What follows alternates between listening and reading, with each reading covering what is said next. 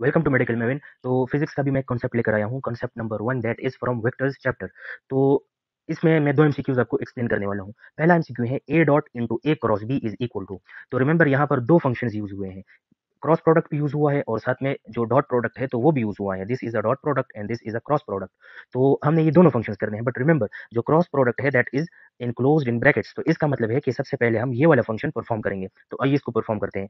If I say this is A vector and this is a B vector, अब मैं लूंगा इनका cross product. तो रिमेंबर कि हम क्या करेंगे, अपना राइट हैंड जो है ना तो इस वेक्टर की डायरेक्शन में रख देंगे और अपनी फिंगर्स को वेक्टर बी की डायरेक्शन में कर्ल कर देंगे and our thumb will give us the direction of the resultant vector। तो जो इसमें रिजल्टेंट वेक्टर आएगा इस केस में that will be a C vector, जो कि आउट ऑफ द पेज होगा। लेकिन चूंकि हम out of the page vector draw नहीं कर सकते, इसलिए मैंने इस तरह ड्रॉ कर दिया। सही हो गया। अच्छा जी, तो ये जो सी वेक्टर आया है ना that is actually the result of A cross B.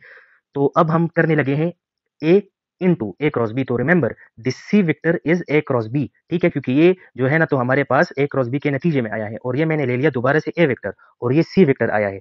This C vector again I am saying it is the result of A cross B. सही हो गया। तो अब करते हैं हम क्या, ए इंटू सी, ए डॉट सी। सही है, ए डॉट सी करते हैं अब हम। तो ए डॉट सी जब हम करेंगे तो ए और सी के दरमियान एंगल क्या है, दैट इज 90 डिग्री। तो ए सी कॉज ऑफ 90 हो जाएगा ये, and cos 90 is equal to zero. तो इसमें क्या आएगा, जीरो। तो रिजल्ट हमारे पास क्या आया, जीरो, यानी इसका जो आंसर है दैट इज जीरो। ठीक हो गया।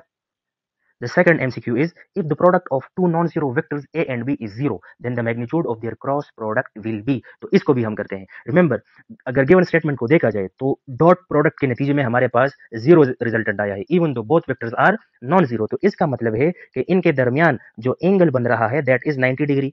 थीटा हमारे पास 90 डिग्री आ गया। तो हमारे पास जो है ना तो जो मेन चीज हमें रिक्वायर्ड थी वो आ गई है। अब हम करते हैं ए क्रॉस बी। तो ये हो जाएगा A B sine of theta. अब थीटा क्या है हमारे पास, 90 डिग्री है। तो ये हो जाएगा A B sine 90 degree and sine 90 is equal to 1।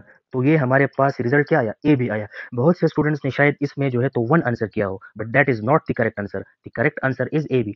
1 उस केस में आएगा जब आपके पास बोथ वेक्टर्स का मैग्नीट्यूड क्या होगा, जब वो 1 के बराबर हो। यहाँ पर इन्होंने नॉन जीरो का बोला हुआ है, इन्होंने ये नहीं कहा कि वो 1 के बराबर है। तो इसका मतलब है कि ये कुछ भी आ सकते हैं और अगर कोई भी नंबर आता है तो इसका मतलब है कि वो 1 के बराबर नहीं होगा। रिमेंबर ये हमारे पास जो है ना तो A B an normal vector होगा, लेकिन चूंकि इन्होंने हमसे मैग्नीट्यूड मांगा है तो मैग्नीट्यूड में फिर हमारे पास ये चीज़ नहीं आती। ठीक हो गया। तो ये बराबर हो जाएगा ए बी के। ठीक हो गया। तो ये हमारे पास आंसर आया ए क्रॉस बी का। उम्मीद है आपको समझ आ गई होगी। मिलेंगे आपसे नेक्स्ट कॉन्सेप्ट में।